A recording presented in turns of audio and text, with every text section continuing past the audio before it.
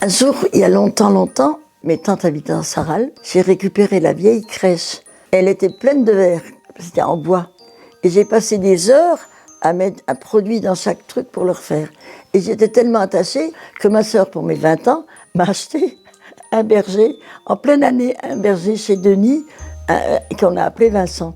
Et 3-4 ans après, comme tout le monde savait que j'étais très attachée à la crèche de Noël, tout le monde m'a acheté à fur et à mesure. Chacun représente quelque chose. Il y a le téléphoniste qui grimpe là. C'est assez particulier d'avoir ça dans une crèche.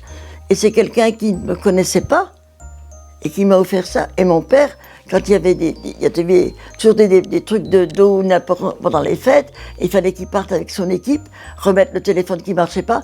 Et généralement, c'est lui qui finissait là-haut parce qu'il y en avait un qui savait pas. Quand il m'a donné ça, j'ai pleuré à la messe. C'est pour ça que chaque personnage, quelqu'un me l'a offert. Ils ont chacun un nom. Chaque personnage a une histoire et fait partie de mon histoire. Et quand on était enfant, faut dire les choses comme elles sont, on faisait le lendemain de Noël d'une église à l'autre, voir où elle était la plus belle, c'était la sortie. Et moi, j'ai toujours rêvé d'une grande crèche. Et plus il y en a, plus je suis contente.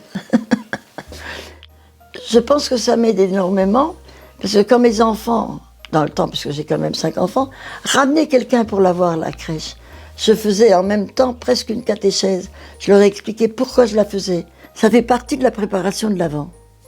Et j'aime bien la faire tout de suite à la Saint-Nicolas pour en profiter et l'allumer tous les soirs. Et je trouve que la crèche, c'est ce qu'il y a de plus beau à Noël. J'ai des gens qui encore me téléphonent, tu la fais toujours, on peut venir la voir. Il y a des gens que je vois une fois par an pour venir voir la crèche. S'ils trouvent quelque chose quelque part, les gens qui me connaissent me le ramènent. C'est ça que je trouve extraordinaire. Pas à moi, mais à la crèche. Il y a les 3 rois mages en route, avec le chameau que j'ai ramené de Jérusalem. Je trouve que c'est un ralliement quand même. Les rois mages, ils ont quand même pris une ampleur. Et c'est pour ça que c'est dommage qu'on vende déjà des galettes à la Toussaint et que ça n'a plus de sens.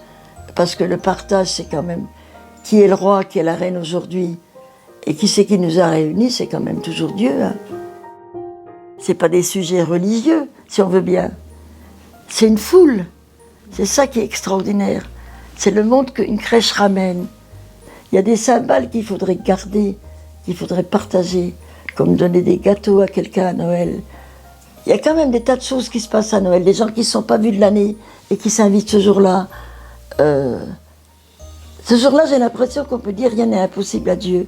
Il y a des gens qui se rencontrent et qui ne sont pas vus depuis longtemps. On laisse rarement quelqu'un tout seul à Noël.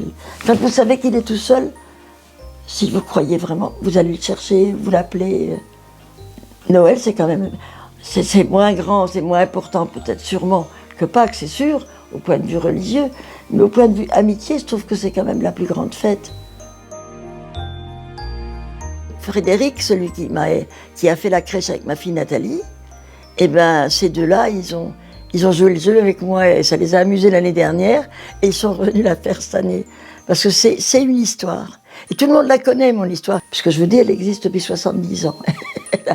Elle a vieilli hein, avec moi et chaque fois on en rajoute.